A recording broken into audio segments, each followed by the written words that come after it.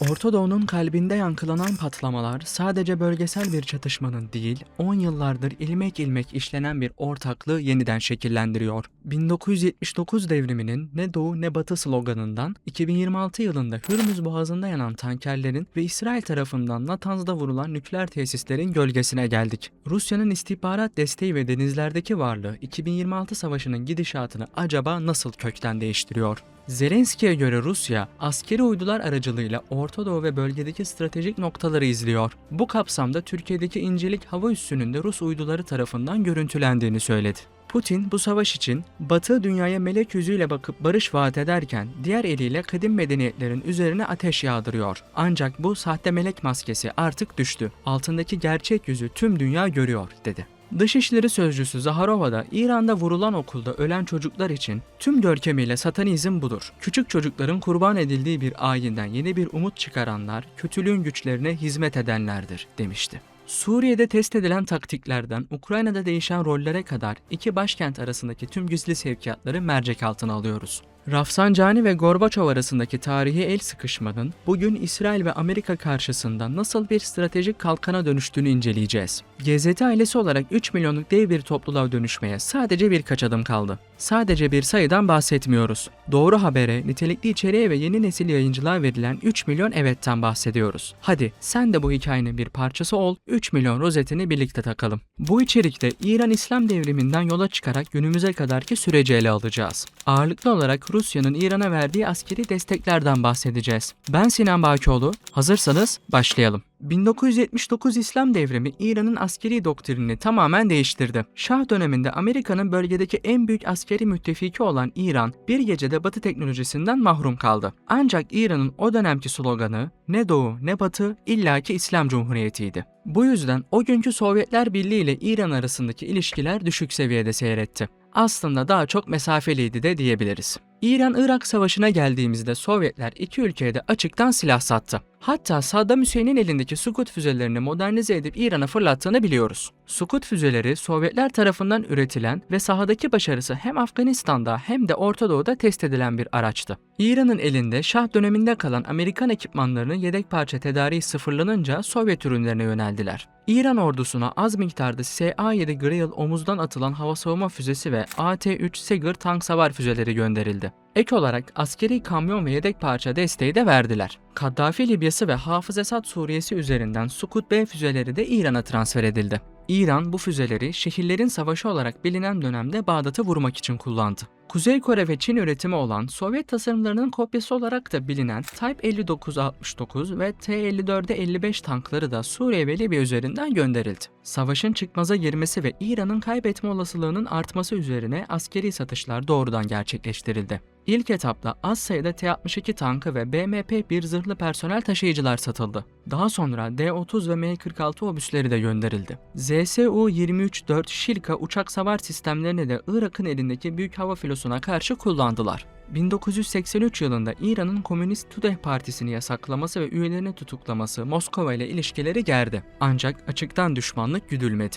O günlerde Irak yönetimi Sovyetlere karşı devasa bir borç yükü altındaydı. Irak'ın yenilmesi demek Sovyetlerin bu parayı tahsil edemeyeceği anlamına geliyordu. Bu yüzden ne yardan ne serden denilerek iki ülkeye de destekler verildi. Ama savaşın fazla büyümesi de istenmiyordu. Özetlersek 1980-1988 arasında Sovyetler Birliği İran'a hayatta kalmasına yetecek kadar ama Irak'ı yenecek kadar da silah vermedi. Ve bu savaş galibi olmadan sonlandı. İki ülke de ağır yara aldı. Savaşın bitmesi ve Hümeyni'den sonra 1989 yılında ilişkilerde yeni bir zemine geçildi. İran ağır ambargolar altında yıpranmış ordusunu ayağa kaldırmak için pragmatik bir yol aramaya başladı. O günlerde yeni Cumhurbaşkanı seçilen Haşimi Rafsanjani Moskova'yı ziyaret etti ve dönemin Sovyetler Birliği Devlet Başkanı Gorbaçov'la masaya oturdu. Yaklaşık 1,3 milyar dolarlık bir paket imzalandı. Buna göre MiG-29 avcı uçakları ve Su-24 bombardıman uçakları İran'a satıldı. MiG'ler o dönem için en gelişmiş Sovyet avcı uçağıydı.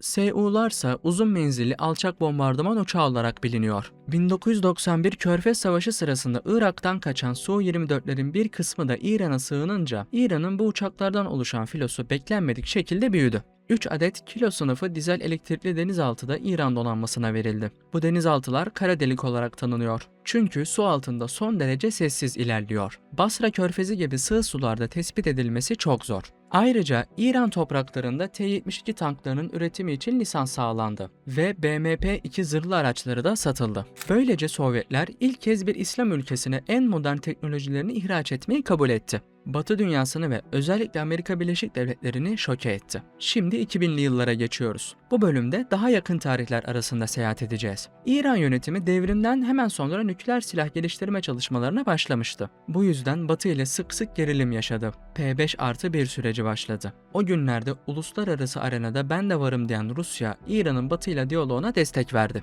P5+1 sürecinin detaylarını İran ve Çin'in askeri ilişkilerinden bahsettiğim videoda detaylıca açıkladım. Ekranın sağ üstünden çıkan karttan izleyebilirsiniz. Ama şimdilik geri sekmede açın lütfen. Çünkü bu videoda da faydalı bilgiler bulacaksınız. Devam edelim. Çin Seddi'nden Tahran'a uzanan ittifak bugün dünya düzenini kökünden değiştiriyor. O günlerde İran'ın Cumhurbaşkanı Şahin kanatta bulunan Ahmadinejad'tı. Devrim muhafızlarının gelir kaynaklarını yükseltti, ülke içindeki pozisyonunu kuvvetlendirdi ve nükleer çalışmalara hız verdi. Ama konvansiyonel harp araçlarını da ihmal etmedi. Bu yüzden Rusya'ya yöneldi. İran ve Rusya arasındaki ilişkileri 2005 ve 2016 arasında bir güven testi olarak niteleyebiliriz. Bugünlerde en sancılı ama aynı zamanda en stratejik olan işbirlikleri de görüldü. İran o günlerde uranyum zenginleştirme çalışmalarına son sürat devam ediyordu. Ama bunun güvenliği konusunda endişe içindeydi. O günlerde de İsrail ve Amerika tarafından hava saldırısı ihtimalleri yüksek sesle tartışılıyordu. İran hava sahasını korumak için Putin ve Medvedev'in kapısını çaldı. 2007'de 29 adet Tor M1 mobil hava savunma sistemi satıldı. Yaklaşık 700 milyon dolarlık ödeme yapıldı. Alçak irtifadaki seyir füzeleri ve akıllı bombaları vurabilmek için buna ihtiyaç duydular. 2011'de Avtobaza adındaki elektronik istihbarat sistemini satın aldılar. Bunlar düşman uçaklarını kör etmek ve dronların tespiti için kullanıldı. 2011 yılında Amerika'nın görünmez casus dronu RQ-170 Sentinel, İran tarafından neredeyse sıfır hasarla ele geçirildi. Böylece avtobazaların sahada aktif olarak kullanıldığı teyit edildi. Rusya'nın sadece araç gereç değil, bunları kullanacak aklı da İran'a transfer ettiği ortaya çıktı. O günlerde İran'ın nükleer programı herkes için şüpheli bir durum oluşturmuştu. Aslında Rusya bu dönemde İran'ın hem ustası hem de freni oldu. Rusya bu dönemde bu şehir nükleer santralinin inşaatını da tamamladı. Uzun yıllardır atıl duran proje Ruslar tarafından tamamlandı. Santrali Alman şirket Siemens yürütüyordu. Şah döneminde başlamıştı. Devrimin ilk yıllarında nükleer angarya olarak görülüyordu. Aynı zamanda Amerikalılar da tüm dünyaya İran'la ilişki kurulmaması için baskı yapıyordu. Bu yüzden uzun süre tek bir çivi bile çakılmadı. 2013 yılında santral tam kapasiteyle İran'a teslim edildi. Rusya santrale nükleer yakıt sağlarken kullanılmış yakıtı geri alma şartı koydu. Böylece atıklardan plütonyum elde edilmesinin, yani nükleer silah için gerekli olan ham maddeye erişimin önüne geçildi. Çok sayıda İranlı mühendis ve fizikçi Rus nükleer tesislerinde ve üniversitelerinde eğitim gördü.